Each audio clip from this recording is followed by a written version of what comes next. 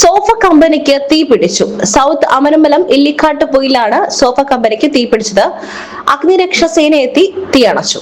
പരുത്തിക്കുന്നൻ മുനീറുൽ ഹസൻ, പൂവത്തി ഷമീർ, വലിയ പറമ്പൻ മുഹമ്മദ് അലി എന്നീ ആളുകളുടെ ഉടമസ്ഥതയിലുള്ള സോഫ കമ്പനിക്കാണ് തീപിടിച്ചത്. ഷോർട്ട് സർക്യൂട്ട് മൂലമാണ് എന്നാണ് പ്രാഥമിക നിഗമനം. സോഫ സെറ്റ് നിർമ്മാണത്തിലുള്ള ഉൽപ്പന്നങ്ങൾ, കംപ്രസർ, മെഷീനറികൾ, ഷെഡ്, 2 വാഹനങ്ങൾ എന്നിവ പൂർണ്ണമായും കത്തിനശിച്ചു. 2 കോടിയോളം രൂപയുടെ നഷ്ടമുള്ളതായി ഉടമ അറിയിച്ചു. നിലമ്പൂർ, തിരുവാലി നിലയങ്ങളിലെ ജീവനക്കാർ എത്തിയാണ് തീയണച്ചത്.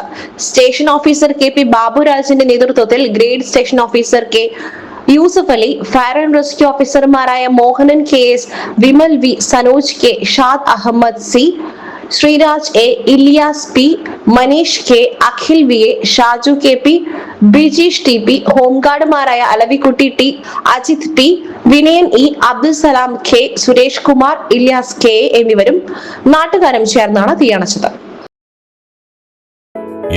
Gold, pure gold. Group Nilambur.